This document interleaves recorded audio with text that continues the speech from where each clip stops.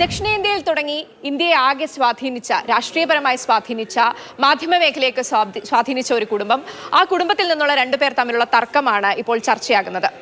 M Karunanidhi എന്ന അതികായനായ നേതാവ്, ആ നേതാവിന്റെ സഹോദരി ഷൺമുഖ സുന്ദരത്തമ്മാൾ. ഷൺമുഖ സുന്ദരത്തമ്മാളിന് രണ്ട് മക്കളാണ്, മുരസൊലി സെൽവം, മുരസൊലി മാരൻ. മുരസൊലി എന്നത് DMK-യുടെ മുഖപത്രമായിരുന്നു. ഇവരുടെ ഈ പേരിന് പിന്നിലും ആ കഥ തന്നെയാണ്. മുരസൊലി പത്രം സ്ഥാപിച്ചത് എം കരുണാനിധിയാണ്. അന്ന് അതിന്റെ പബ്ലിഷർ ആയിരുന്നത് മുരസൊലി സെൽവവും അതിന്റെ എഡിറ്റർ ആയിരുന്നത് മുരസൊലി മാരനുമായിരുന്നു. ഈ മുരസൊലി മാരന്റെ മക്കൾ തമ്മിലുള്ള ഒരു തർക്കമാണ് ഇപ്പോൾ നമ്മൾ ചർച്ച ചെയ്യുന്നത്. കലാനിധി മാരൻ, ദയാനിധി മാരൻ, ഡോക്ടർ അൻബുകരസി, ഈ കലാനിധി മാരനും ദയാനിധി മാരനും തമ്മിലാണ് ഇപ്പോൾ തർക്കം.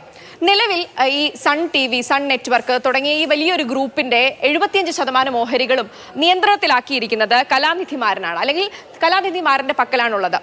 നമുക്കറിയാം, ഇവരുടെ തന്നെ ഒരു ചരിത്രം നോക്കിയാൽ കലാനിധി മാരൻ ഈ സൺ ബിസിനസ് സ്ഥാപിക്കുന്നു, ബിസിനസിന്റെ കാര്യങ്ങൾ നോക്കി നടത്തുന്നു. സ്വാഭാവികമായും കരുണാനിധിയുടെ മരുമക്കൾ എന്നുള്ള ഒരു പേരുണ്ട്, അതിനോടൊപ്പം തന്നെ ആ കുടുംബത്തിന്റെ വലിയ സ്വാധീനമുണ്ട്.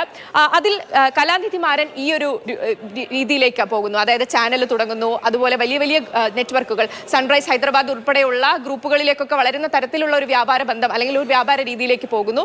അതേസമയം ദയാനിധി മാരനാകട്ടെ അമ്മാവന്റെ ചുവട് പിടിച്ചുകൊണ്ട് ഒരു കേന്ദ്രത്തിലെ കരുണാനിധിയുടെ പ്രതിനിധി എന്ന നിലയിലൊക്കെ മന്ത്രി വരെ ആയ ആ തരത്തിൽ വലിയ സ്വാധീനമുള്ള ഒരു രാഷ്ട്രീയ നേതാവായി വളരുന്നു.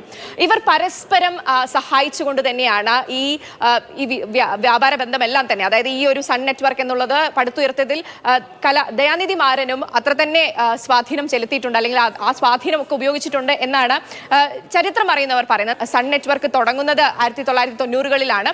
അന്നു മുതൽ 2003 വരെ ഈ വെറും ഒരു എംപ്ലോയി ആയിരുന്ന കലാനിധി മാരൻ, അല്ലെങ്കിൽ എംപ്ലോയി എന്ന പേരിൽ ശമ്പളം മാത്രം വാങ്ങിയിരുന്ന കലാനിധി മാരൻ പെട്ടെന്ന് 2003 ശേഷം ഈ ഷെയറുകൾ, ഓഹരികൾ വാങ്ങുന്നു. അതിനെതിരെ ദയാനിധി മാരൻ, മുൻ മന്ത്രി, കേന്ദ്രമന്ത്രി വരെ ആയിരുന്ന ദയാനിധി മാരൻ രംഗത്ത് വരുന്ന ഒരു കാഴ്ചയാണ് കാണുന്നത്.